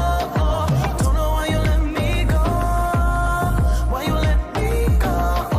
Tell me why you let me go when I should let you go. I made you say yeah, yeah, yeah, yeah. I made you say yeah, yeah, yeah, yeah, yeah. You always say yeah, yeah, yeah, yeah. I made you say yeah, yeah, yeah, yeah, yeah. Tell me what the shift was. Did you care about us? If you wanna leave, then just say so. This shit didn't feel right. I brought you that sunshine. Yeah, I made you smile and you know so. Call me when you're ready. Out here looking crazy, telling all your friends that it was all me. You played the part too. How you gon' forget, boo? You went in the rage, you ain't see through. I thought I needed you. Everything about you wanna feel ya. Hey, feelings got deeper. I can understand, just wanna see ya. Don't know why you let me go. Why you let me go? Tell me why you let me go when I should let you go. Don't know why you let me go. Why you let me go? Tell me why you let me go when I should let you go. I made you say yeah, yeah, yeah, yeah. I made you say yeah, yeah, yeah, yeah, yeah. You always say yeah, yeah, yeah, yeah. I made you say yeah, yeah, yeah, yeah, yeah. I made you say yeah, yeah, yeah, yeah. I made you say yeah, yeah, yeah, yeah, yeah. You always say yeah, yeah, yeah, yeah. I made you say yeah, yeah, yeah, yeah, yeah. Why you let me go? Tell me why you let me go. I should let you go.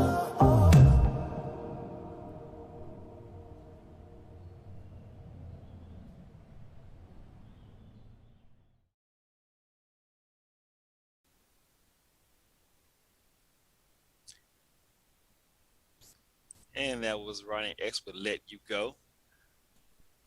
Really good video, a very vibrant, colorful video. Came across him on, I think again on either Q reviews. They say really good sites on IG as far as following like LGBTQ artists. You know, either LGBT raps or LGBT underground or LGBT urban charts or Q reviews. But yeah, that was Ronnie X with Let You Go. He was also raised in Toronto. Toronto's representing tonight because he was second artist from Toronto. He's also a singer, songwriter, but also an actor and a dancer. Kind of a mix of R&B and pop and reggaeton, with as far as the sound goes, dance hall. So that, yeah, this really good video. I encourage you to follow him on IG, Ronnie X Music, as you can follow him on there. So that's his tag. So yeah, that was Ronnie again with Let You Go.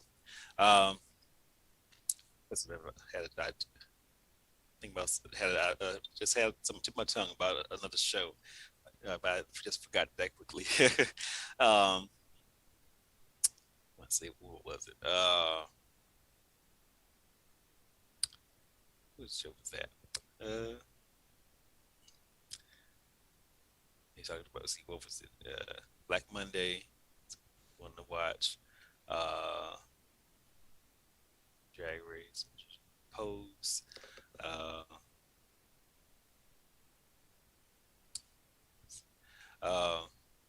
Still got Insecure to look forward to.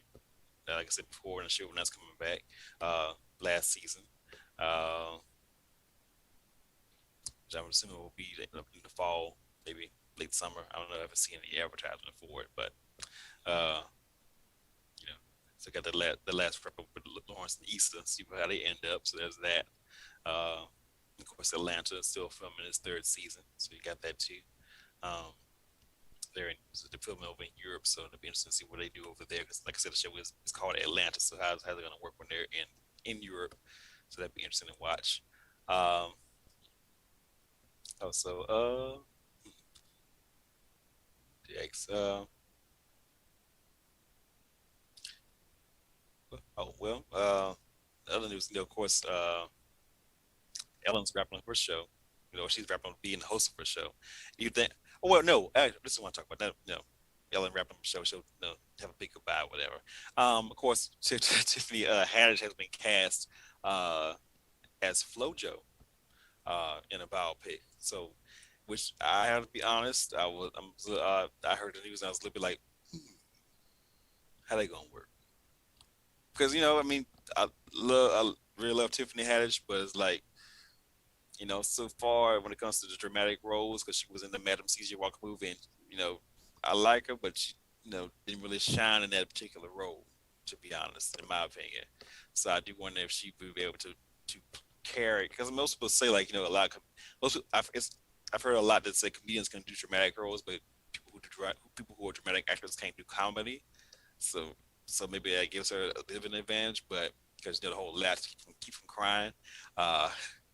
But yeah, I am cautiously optimistic about her playing FloJo. I feel like she could pull it off, but again, you don't know, because like I said, her previous attempts at drama or being more of a subdued character than like her Girls Trip persona hadn't worked as well so far. But you never know. She could turn it out. It'd be an interesting story too, because you don't really see too many biopics about Black female athletes usually. So that'd be an interesting story to tell, just about her life and what it was like and things like in the struggles she may have had, particularly now, with the recent news at the French Open, and with her can't think her name escaped me, but she left because she didn't want to deal with the mental pressure of dealing with the press and all that stuff. So in light of that, it kind of makes Tiffany Haddish's role even more exciting to think about the idea of female athletes and the pressure to perform, particularly Black female athletes, things like that. So yeah. Oh, bye. We say bye, Ellen. Hello, Kelly Clarkson. It's Ellen ran dry. I mean, okay. To me, Ellen fell prey to the same thing Rosie did for a minute. Because you remember back in the 90s, Rosie was, what they used to call Rosie, the Queen of Nice. And then by the time you get to like the early 2000s, they kind of flipped a little bit. For a while, people kind of, I won't say people turned on her, but she kind of went through a bit of a downturn in her career for a second before she kind of, reinvented herself, or whatever you want to call it, and kind of came back, as something more, I wouldn't say more real, but something that's more maybe whole or well-rounded in terms of her public personality. Because if your brand is like, I'm nice and I'm always nice, and I'm the nicest person ever, that's like, it's not gonna last. That to me, because it's like, you can't always be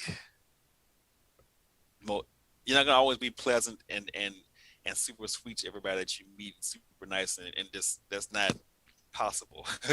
I mean, well, yeah, once you went to the View, and yeah, they were arguing about I love facts and all that mess, yeah, because then it was like, that was the gloves were off then.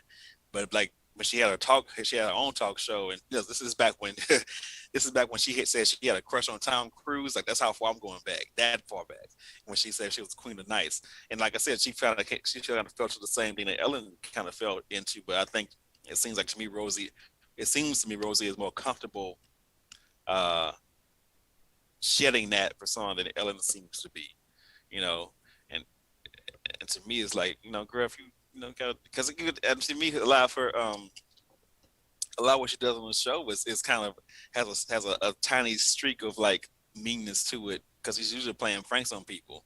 So I mean, like dropping people from like on high and having things about the boxes and scaring the shit out of folks. So it's like it's already there. So just embrace that shit. Don't pretend like you don't have to pretend that you're still like that it's like 03 and you just coming back from like having your career almost canceled because you came out. That's what I'm talking about, as far as like, that brand can't really last when that's your brand, to me anyway. But yeah, I think what happens for Ellen's last show, it'll be like Oprah's. They have a big blowout, and all the celebrities show up and ooh and ah and all and everything else, and then they'll get somebody else. I guess. Who do you if they do get somebody else? Who do you think it should be? Who do you think should replace her if they decide to carry on without her in the same slot? Because Kelly already has a show, you know.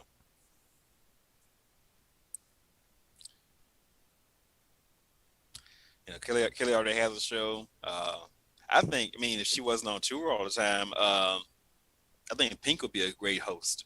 Actually, I think Pink would be a really great host because again, her brand isn't wouldn't be like I mean, she's not mean, but her brand it wouldn't be like I'm nice, because Pink's always been pretty blunt. I think she'd be a great host, though. Kelly's moving into her slot. Oh, okay, well, I guess that solves that. But anyway, speaking of Pink, did anybody watch her documentary on Amazon? The one with her, she was like on her being on tour and everything else. I watched it. I thought it was really good. That was a pretty good documentary. Just as far as showing how she tries to balance everything else, balance touring, balance being a mom, and balance basically running a business and having all these people that work for you, but also trying to be a performer and being an artist and all that sort of stuff. It's a good documentary. It's not truth or dare dishy, but it's still good and it's in a different way. Yeah, I would recommend it though. Watching that, so she is underrated, but I think she's underrated because she out of that era. She wasn't she was popular, but she never was as popular as Britney or Christina or eventually Beyonce. Like she just kind of, I think because first came out, she was R&B Pink, which I miss. There you go, looking pitiful, that Pink. That was the other song she had, Most Girls. Yeah, that was that was a bop too. But yeah. She had that. She did that, and she switched more to a rock thing. And of course, while she was switching to a rock thing, the sound of pop was more electronic dance driven. She kind of dips into that too. But like her thing became more confessional pop rock, anthems. And so I think that was that may have led to her not selling as much as the other girls did. But I will say, out of all the girls of her generation, I feel like she's kind of kept the focus. She's the one who's kept the focus the most on the music. Like if you think about Pink, you think about she's a musician, she's a singer, she's a performer, she does all, she does that. You don't think about necessarily, oh, she's endorsing this and she's in this and she's you primarily think of her still as a musician, and maybe that's why she is underrated too, because it isn't flashy. It's not flashy. She puts out music, she goes on tour, she does the work, and she does it again. She just kind of just stays down that. She just kind of keeps her head down and just does that. So that's probably why, since she's underrated. But then again, she did just get the Icon Award, which makes me feel old as fuck, but she deserved it. So, but yeah, I would recommend watching that documentary. So yeah, it's on Amazon. Yeah. But let's see. We get into our next video. This is a good video, a good song that I came across on again online on IG. This is it's a artist based out of Alabama. Her name is Supreme BG. And this is Cheryl Miller. So let's get into that right now. This is Supreme BG with Cheryl Miller.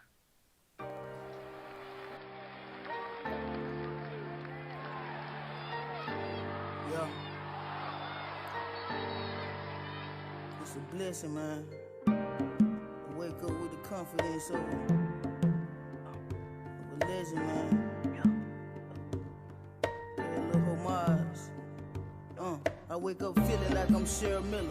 I'm something you ain't seen before, but can't keep from the dope. Passion and strength, pump my blood flow. Prepared to receive wealth, I never accept being poor. I'm my daddy's daughter, true enough. I'm all my brother's sister, probably wish I wasn't so tough. But I am who I'm is, sturdy, well respected before I turn 30. Due in part to my extensive journey. I take off on one and I think about my Uncle Percy. I pray to God he died happy cause he went too early. Meditating, no mercy. I never fold, I'm in this shit till I get old. And you can't have my motherfucking soul. I'm in love with it. You can't take the game from me. Technically, I pay to rap, I pay to give you me. I took my time and got it right for this cold world to see. Hope it's enough to keep my people lit by working with me. Cause Lord knows too many times they be working for free. Told them be patient, cause I ain't one of these little razzle-dazzles. When we pop forever, it's gonna really matter. Seen some dog days, I just wanna wake up happy and remain happy. Stay on script, conducting myself very classy. Remain player about all of y'all little devil moves. I lead my life with peace and let these lines do what they do. I got some bags waiting on me and it's more than two. Ain't no way in hell I give a damn about how y'all move. You violating hate, you gon' watch from the sideline. Cause I don't have a tenth of time. Plenty years I gave my heart to no avail. Plenty motherfuckers knocking, go their ass straight to hell. It never fails. You say you want me to win, I can't tell. Plenty from Bama to Atlanta, put the lens on me. GLF capture me, this here is herstory. This just ain't no verse for me. And if you understand that, I gotta keep you round. We here to make art for the world, y'all can run the town.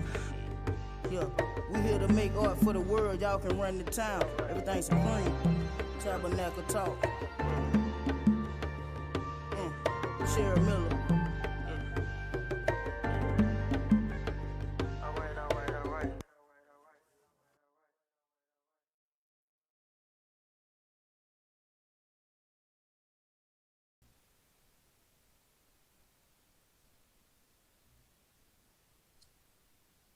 All right, now Supreme BG with Cheryl Miller. Great song, really more contemplative sort of songs than our previous bop, but still a great song. You can follow her on IG as well. And she just left in the comments, she has a tiny desk submission on YouTube, which is an acoustic version of the same track. So check it out as well. There's a few facts about her. She's from Alabama. Her EP Tabernacle Talk, which is a great title, was self-produced. So, 2 snaps up for that. You can follow her on IG. It's Supreme BG, BSC. Her IG handle, and that track was Cheryl Miller, and an acoustic version is on YouTube. So check it out as well. So, but I remember what I was going to talk about. Speaking of upcoming seasons, I wonder when they're going to start production or roll out season 2 of P-Valley. If anybody watched that, which if you haven't, you should. P-Valley on Amazon Prime. I believe it's on Prime. Yeah. I wonder when they're going to start season 2 for that, because last season ended with a cliffhanger. With the club and everything else, everything changed over, and they were kind of starting over again after everything happened down. So I wonder when they're going to start, rolling out season 2 of that, because it was a good show, and in a way it focused on, to me, in a way it was like a TV version of the Players Club. If you remember your '90s movies, it's like if they made a TV version of Players Club and it was like still R-rated, in a way that would kind of be P-Valley, with some modifications, obviously. But yeah, who's based on a play, and the play was translated into a TV show. It's about, basically, to be blunt, P-Valley stands for Pussy Valley, basically. And it's this like fictional city, I think, in Mississippi. It takes place in like a strip club, where they follow. Basically, you see the lives of these dancers on stage and off stage, as well as the lives of the life of the owner who runs it, Uncle Clifford, who's gender fluid. Think like Lafayette from like True Blood, but like even more grand with a little bit of coin. And so you follow them in their lives and like the ups and downs of the struggles in their hometown, and also it deals with kind of like politics and gentrification, but in a way that's like not boring and academic. So it's definitely a show that I would recommend to watch. It's like I think it's like a short series. I think it's like 8 episodes.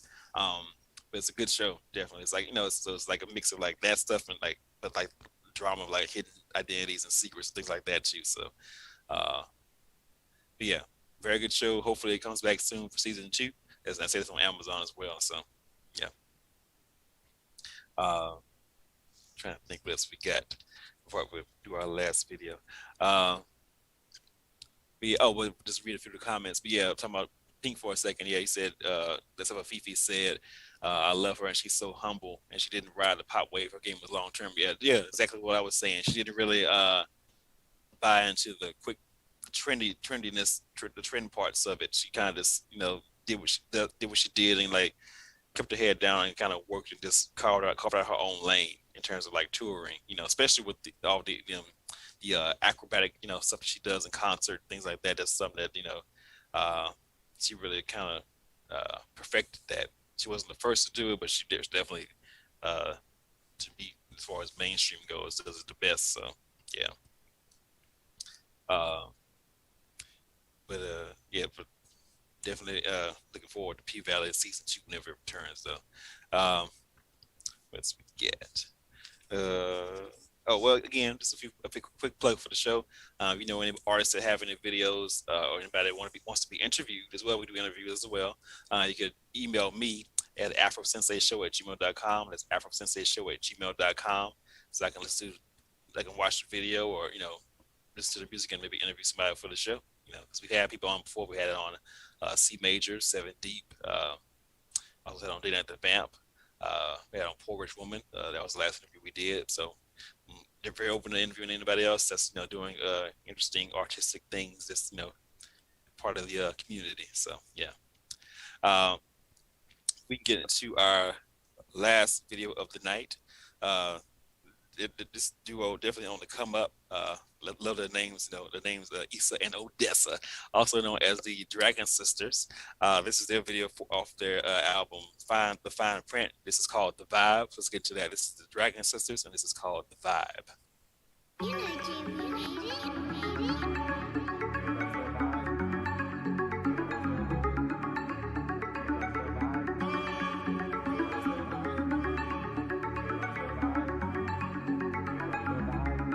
That's what I do, it's my job. Side to side, anything you want that Cookie provide.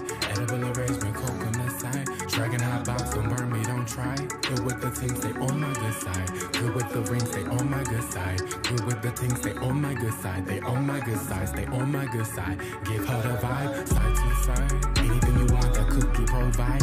Edible arrangement, coconut side. Dragon hot box, don't burn me, don't try.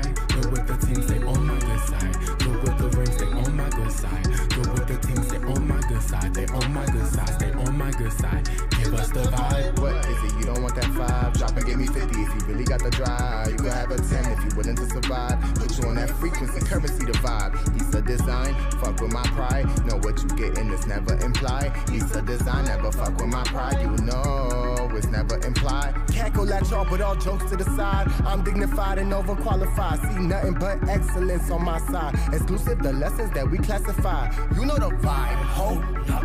You could touch me only when specified. Stay on that scene, bitch, you'll know. If you could get on the ride. Side to side, anything you want that Cookie provide. Edible arrangement, coconut side. Dragon hot box, don't burn me, don't try. Good with the things, they on my good side. Good with the rings, they on my good side. Good with the things, they on my good side. They on my good side, stay on my good side. Give her the vibe, side to side. Anything you want that Cookie provide.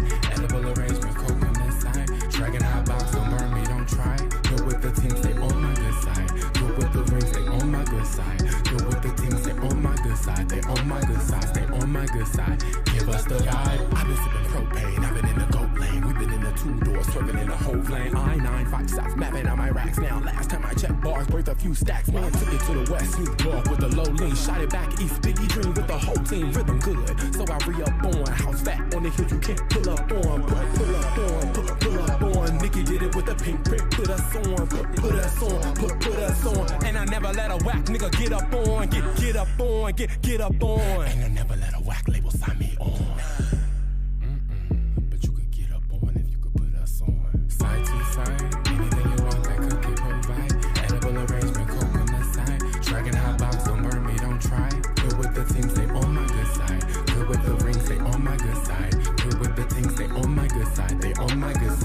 on my good side. Give her the vibe, side to side. Anything you want, that Cookie provide. Edible arrangement, coconut side. Dragon hot box, don't burn me, don't try. Good with the team, stay on my good side. Good with the rings, stay on my good side. Good with the team, stay on my good side. They on my good side, stay on my good side. Give us the vibe.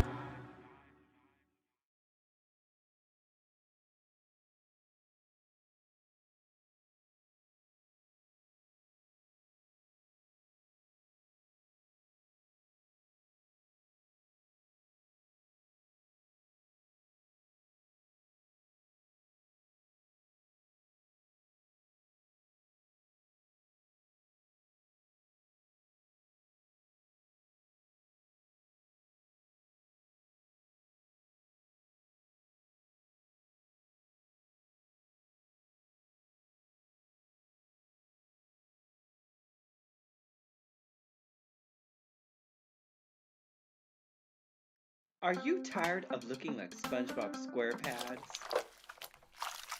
Does lumpy and bumpy describe your hip pads? Are your hips serving Christmas dinner? Are you paying too much for crusty old couch cushions?